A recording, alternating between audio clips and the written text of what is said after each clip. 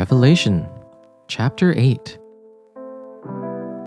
When he opened the seventh seal, there was silence in heaven for about half an hour. Then I saw the 7 angels who stand in the presence of God. 7 trumpets were given to them. Another angel, with a golden incense burner, came and stood at the altar.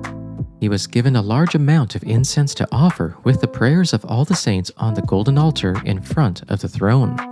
The smoke of the incense with the prayers of the saints went up in the presence of God from the angel's hand. The angel took the incense burner, filled it with fire from the altar, and hurled it to the earth. There were peals of thunder, rumblings, flashes of lightning, and an earthquake. Now the 7 angels who had the 7 trumpets made ready to blow them. The first angel blew his trumpet, and there came hail and fire mixed with blood, and they were hurled to the earth, and 1/3 of the earth was burned up, and 1/3 of the trees were burned up, and all green grass was burned up. The second angel blew his trumpet, and something like a great mountain, burning with fire, was thrown into the sea. 1/3 of the sea became blood, 1/3 of the living creatures in the sea died, and 1/3 of the ships were destroyed. The third angel blew his trumpet, and a great star fell from heaven, blazing like a torch, and it fell on 1/3 of the rivers and on the springs of water. The name of the star is Wormwood. 1/3 of the waters turned bitter, and many people died from the waters that had become bitter. The fourth angel sounded his trumpet, and 1/3 of the sun was struck, 1/3 of the moon, and 1/3 of the stars, so that 1/3 of them turned dark. 1/3 of the day was without light, and also 1/3 of the night. As I watched, I heard an eagle that was flying in midair call out in a loud voice, "Woe! Woe! Woe to the inhabitants of the earth, because of the trumpet blasts about to be sounded by the other 3 angels." Obadiah Chapter 1. The vision of Obadiah. This is what the Lord God said about Edom. We have heard a message from the Lord. An envoy has been sent among the nations. Rise up and let's go to war against her. Look, I will make you insignificant among the nations. You will be deeply despised. Your arrogant heart has deceived you, you who live in clefts of the rock in your home on the heights, who say to yourself, "Who can bring me down to the ground?" Though you seem to soar like an eagle and make your nests among the stars, from even there I will bring you down. This is the Lord's declaration. If thieves came to you, if marauders by night, how ravaged you would be. Wouldn't they steal only what they wanted?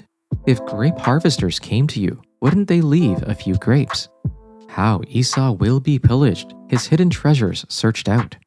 Everyone who has a treaty with you will drive you to the border. Everyone at peace with you will deceive and conquer you. Those who eat your bread will set a trap for you. He will be unaware of it. In that day, this is the Lord's declaration, will I not eliminate the wise ones of Edom and those who understand from the hill country of Esau? Your warriors shall be shattered, O Taman, so that everyone from Mount Esau will be cut off. For the slaughter and violence done to your brother Jacob, shame shall cover you, and you shall be cut off forever. On the day that you stood aside, on the day that strangers carried off his wealth and foreigners entered his gates and cast lots for Jerusalem, you too were one of them. But you should not have gloated over your brother on the day of his misfortune. You should not have rejoiced over the people of Judah on the day of their ruin. You should not have boasted on the day of distress. You should not have entered the gate of my people on the day of their calamity. You should not have joined in the gloating over Judah's disaster on the day of his calamity. You should not have stolen his goods on the day of his calamity. You should not have stood at the crossings to cut off his fugitives. You should not have handed over his survivors on the day of distress. For the day of the Lord is near against all the nations. As you have done, it shall be done to you.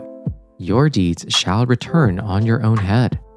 For as you have drunk on my holy mountain, all the nations shall drink continually. They shall drink and gulp down and shall be as though they had never been. But on Mount Zion will be deliverance. It will be holy, and Jacob will possess his inheritance.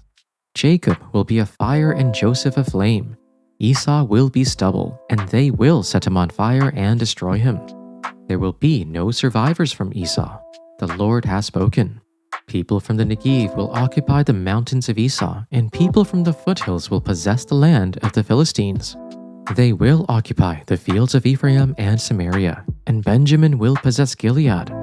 This company of Israelite exiles who are in Canaan will possess the land as far as Zarephath. The exiles from Jerusalem who are in Sepharad will possess the towns of the Negev. Deliverers will go up on Mount Zion to govern the mountains of Esau, and the kingdom will be the Lord's.